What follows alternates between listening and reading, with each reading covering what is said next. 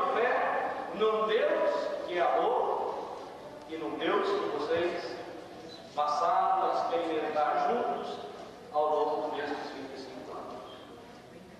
Meus irmãos, que a nossa presença nesta noite, juntos com sua neta, com seu genro, ajude-nos a assumirmos sempre mais o compromisso de a gente acreditar, apostar, defender e testemunhar o verdadeiro amor. O mundo passa por uma profunda crise. E a profunda crise, a grande crise que está na raiz de todas as outras crises, é a crise do verdadeiro amor. As pessoas já não se amam mais. Toda a crise econômica, política, social, religiosa, não é senão uma externalização dessa crise que está na raiz de todas elas. As pessoas já não se amam mais, ou as pessoas se amam com um falso amor. As guerras, a fome, os estupros, os assassinatos e todas as terríveis manchetes que nos trazem nos nossos jornais escritos, falados, televisados, são para nós que nos dizemos cristãos um desafio. E ao mesmo tempo que são para nós um desafio, são para nós uma grande acusação de que nós cristãos não estamos vivendo este verdadeiro amor. Por isso, ao participarmos desta celebração de fé e de amor, nós queremos pedir a Deus por eles, agradecer ao Senhor estes longos anos de testemunho, mas ao mesmo tempo olhar para dentro de cada um de nós, na nossa condição, como religiosos, como padres, como leigos, de assumirmos sempre mais a missão de sermos para o mundo sinais e canais do amor de Deus. Talvez a maioria de vocês que são casados não se lembrem de uma das últimas coisas que o padre ou o diácono lhes falou no dia do casamento de vocês.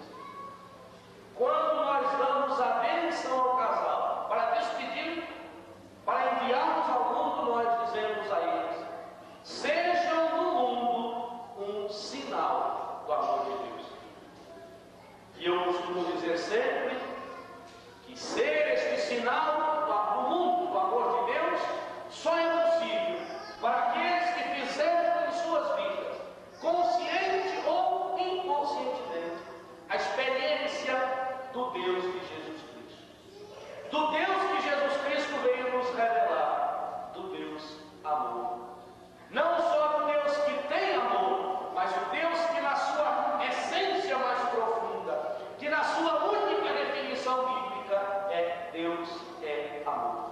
Amor entendido no contexto bíblico, amor doação, amor vida, gastar a vida, ser você para que o outro seja, para que o outro se encontre.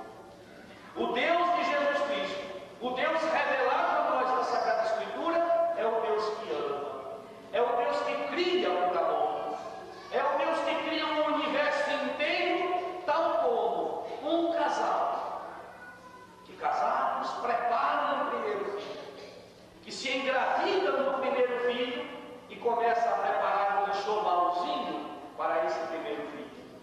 Assim Deus, Pai, Filho e Espírito Santo, amor sem medida, esse Deus, quando pensou em criar o homem e a mulher, como sua própria imagem e semelhança, como aqueles que teriam no coração e na vida a capacidade de dar, de receber e de ter consciência do amor, este Deus amor vai também preparar um enxovalzinho deste filho e desta filha, do homem e da mulher.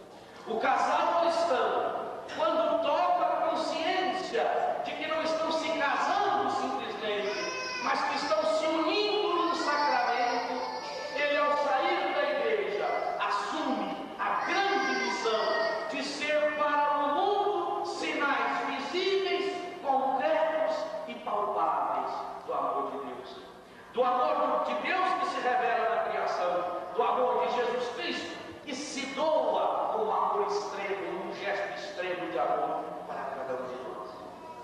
E se o nosso mundo, neste nosso mundo, há tantos sinais de desamor, é talvez porque nem todos os casais cristãos assumiram esta missão de serem para o mundo a mais perfeita imagem do Deus de Jesus Cristo. A mais perfeita imagem humana do Deus de Jesus Cristo não é o Papa João Paulo II, não é o diácono Luiz, não é o Padre Geraldo que está celebrando. A mais perfeita imagem do Deus de Jesus Cristo é um casal, homem e mulher, quando se unem, quando formam uma só carne e quando assumem no sacramento do amor de Deus o compromisso de ser sinais, de ser canais desse amor. Eu te agradeço tanto por esse amor bonito que entrou em minha vida, entrou e foi ficando e me envolveu, me trouxe um novo encanto, mostrou-me o infinito e aquela dor doída, a dor da solidão não mais doer. Eu disse,